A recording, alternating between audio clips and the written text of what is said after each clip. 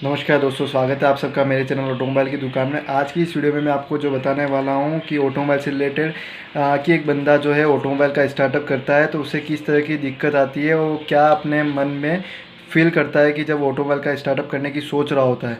ठीक है, तो उसको अपन कैसे दूर करें और उस ऑटोमोबाइल के बिज़नेस के अंदर सक्सेस को अपने अंदर अपलोड करें। ठीक है, तो उसके बारे में मैं आपको बताऊंगा। ठीक है, तो अपन सोचते हैं कि ऑटोमोबाइल का बिज़नेस स्टार्ट करते हैं तो उसमें बहुत रिस्क है। ठीक है, रिस्क है तो कितनी रिस्क है, तो उसके बारे में मैं आपको इस वीडियो में बताऊंगा और किस तरीके से इसको सक्सेस ग्रोथ पे लाया जाए। ठीक है, उसके बारे में मैं बताऊंगा आपको। ठीक है, और किस तरीके से आप कस्टमर को हैंडल करें और सबसे बड़ी बात मैकेनिक को हैंडल करें उसके बारे में बताऊंगा, और अपनी गुडविल को किस तरीके से बनाया जाए। तो इस वीडियो में आपको पूरा कंप्लीटली बताऊंगा कि आप कैसे स्टार्टअप से लेके सक्सेस ग्रोथ तक जा सकते हैं। तो इस वीडियो को एंड तक देखना। आपने अभी तक चैनल को सब्सक्राइब नहीं किया तो सब्सक्राइब कर दें, लाइक कर दें, शेयर कर दें। ठीक है, और कुछ भी आपकी दिक्कत हो आप मुझसे कमेंट सेक्शन में पूछ सकते हैं और डिस्क्रिप्शन को चेक कर लीजिएगा ताकि मैंने कभी कोई कुछ सजेशन और कुछ अपलोड कर रखा हो तो आपको डिस्क्रिप्शन से मिल जाए। ठीक है, तो आपको मैं बताता हूँ कि जैसे कि देखा जाए तो ऑटोमोबाइल का बिज़नेस में रिस्क हैज़ पर तो है नहीं। ठीक है, इस बिज़नेस में ऐसा है कि आप जितना इन्वेस्ट करेंगे उतना आपको रिटर्न मिलेगा। ठीक है, तो रिस्क की तो बात ऐसी है कि आप सबसे पहला जो होता है कि अपने को अपनी लोकेशन देखनी है। ठीक है, अगर लोकेशन अच्छी होगी तो मैं आपको बोलता हूँ विद इन 3 मंथ्स में आपको अच्छा सक्सेस ग्रोथ मिलने लग जाएगी, आपको रिटर्न मिलने लग जाएगा। ठीक है, अगर आपकी वहाँ पर मार्केट ही नहीं है और इतनी व्हीकल्स ही नहीं है तो आप इन्वेस्टमेंट ज़्यादा भी कर लेंगे तो भी, और इन्वेस्टमेंट कम भी कर लेंगे तो भी आपको सक्सेस इतनी जल्दी मिलेगी नहीं। सब डिपेंड करता है मार्केट पे कि आपके वहाँ पे मार्केट कितना है, क्राउड कितना है। ठीक है, आप वेदर आप बाइक स्पेयर पार्ट्स का बिज़नेस कर रहे हैं, कार का स्पेयर पार्ट्स का बिज़नेस कर रहे हैं, बड़ी व्हीकल का कर रहे हैं, किसी का भी कर रहे हैं, तो उसका मार्केट होना ज़रूरी है। ठीक है, अगर मार्केट है तो इस बिज़नेस में रिस्क की मैं गारंटी लेता हूँ कि रिस्क बहुत कम है। ठीक है, इतनी रिस्क नहीं है और बस ये है कि आपको अपना रनिंग पार्ट्स शुरू में रखना है। ठीक है, तो रिस्क को कवर करने के लिए आप सोच रहे होंगे कि अगर मैं एक मिडिल क्लास फैमिली से हूँ और मेरे पास इन्वेस्टमेंट करने के लिए इतना पैसा नहीं है तो मैं क्या करूँ। तो सबसे पहले कि 50,000 रुपीज़ से भी ये बिज़नेस स्टार्ट हो सकता है।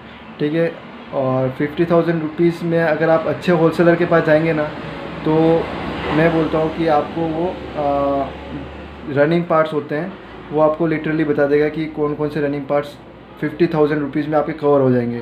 ठीक है, अगर आप पर्टिकुलर सेगमेंट को पकड़ के चल रहे हैं तो मैं तो बोलता हूँ कि 50,000 रुपीज़ में भी आपका ये बिज़नेस स्टार्ट हो सकता है। ठीक है, तो बात रही रिस्क की, तो रिस्क तो रहेगा ही रहेगा और ज़्यादा से ज़्यादा क्या जाएगा, आपका पैसा जाएगा लेकिन आपका नॉलेज और एक्सपीरियंस तो नहीं जाएगा। तो इस स्टार्टअप में इतना रिस्क तो लेना ही पड़ेगा कि आप चालू कर सकें। ठीक है, और रही बात चालू हो गया इसके बाद भी इसे सक्सेस ग्रोथ पे कैसे लाया जाए, तो चालू होने के बाद में भी आपने अगर जैसे स्टार्टअप कर लिया तो इसके बाद में आपको ध्यान रखना है कुछ चीज़ों का। सबसे पहले होता है कस्टमर का। अपने को प्रोडक्ट रखना है कस्टमर के हिसाब से। ठीक है, अगर क्वालिटी लो है तो उसकी प्राइस भी लो होनी चाहिए, अगर क्वालिटी अच्छी है तो उसकी प्राइस भी ज़्यादा होनी चाहिए। तो कस्टमर के सामने अपन को दोनों तरह के प्रोडक्ट रखने हैं। ठीक है, एक तो हो गया क्वालिटी डाउन, मतलब इतना भी क्वालिटी डाउन नहीं कि दूसरे दिन ही ख़राब हो जाए। ठीक है, वो प्रोडक्ट जो 6 महीने का चलने वाला था वो 5 महीने जैसा चलेगा, ऐसा प्रोडक्ट होना चाहिए। ठीक है, तो आपको दोनों तरह की क्वालिटी रखनी है। ठीक है, और कस्टमर को बताना है ये इस प्राइस का है और ये इस प्राइस का है। ठीक है, तो कस्टमर के पास जितना बजट होगा वो उस हिसाब से ख़रीदेगा। अगर उसको सस्ता ही ख़रीदना है और उसको बाइक अपनी बेचनी है थोड़े टाइम में, और या फिर अपनी व्हीकल बेचनी है, चाहे वेदर वो कार हो बड़ी व्हीकल हो, उसको बेचने का ही टाइम है और यानी कि उसकी लाइफ स्पेन ख़त्म होने वाला है, तो वो अगर सस्ता ख़रीदता है तो उसमें कोई दिक्कत नहीं है।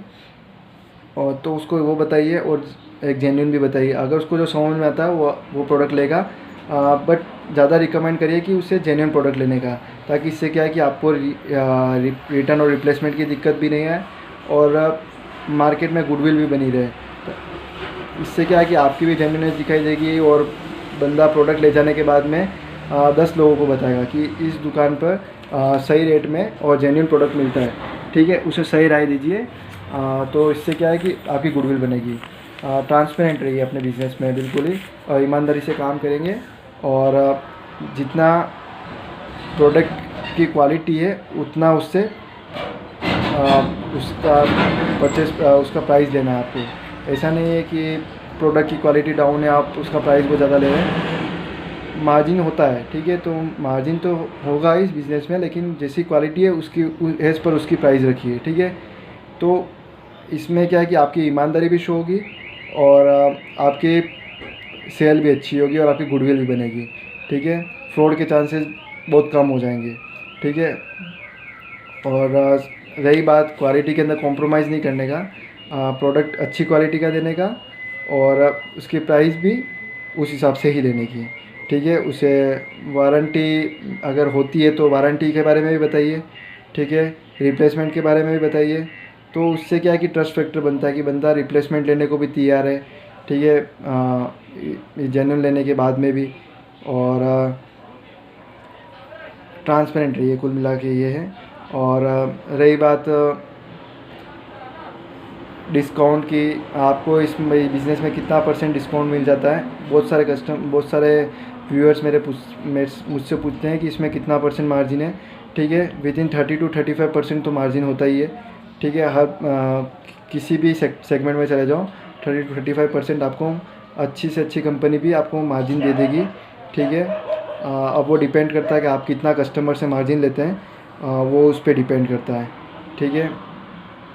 और मैकेनिक से बॉन्डिंग अच्छी रखिए, ठीक है। और मैकेनिक भी अच्छा ही चॉइस करिए, जो कि आपकी ब्रांडिंग को शोकेस कर सके, यानी कि आप मैकेनिक अगर अच्छा होगा तो आपका काम भी अच्छा चलेगा, ठीक है। तो मैकेनिक भी अच्छा रखिए, ठीक है। और मैकेनिक के साथ भी अच्छे से बर्ताव करिए, और कस्टमर के साथ भी बिहेवियर अच्छा रखिए। तो उसको बिहेवियर अच्छा लगेगा तो आपका पर्सनल रिलेशन बनेगा, ठीक है। तो इस बात का भी आपको ध्यान रखना है। और इस बिज़नेस में ये है कि आप कोई लिमिट नहीं है कि आप कितना इन्वेस्ट करना है, ठीक है। 50,000 से भी बिज़नेस स्टार्ट हो सकता है, और 50 लाख तक भी इन्वेस्टमेंट करके बिज़नेस स्टार्ट हो सकता है, ठीक है। बस फ़र्क ये है कि ज़्यादा अमाउंट खर्च करने वाला ज़्यादा प्रॉफिट अर्न करेगा, और कम अमाउंट करने वाला कम अमाउंट से प्रॉफिट कमाएगा, ठीक है। प्रॉफिट तो दोनों ही कमाएंगे, ठीक है, बट डिपेंड करता है कि आपने इन्वेस्टमेंट कितना किया है, ठीक है। और रही बात कि और अगर बिज़नेस को बढ़ाना है तो उससे रिलेटेड क्या करेंगे, ठीक है। तो आपने अगर बिज़नेस खोला है तो हो सकता है कि आपका स्पेयर पार्ट्स का बिज़नेस अच्छा चल रहा है। जब रनिंग प्रोसेस में आ जाए स्पेयर पार्ट्स का बिज़नेस अच्छा चल रहा है, तो आप अपना खुद का गैराज लगा सकते हैं, ठीक है। और मैकेनिक वगैरह जो हैं उनको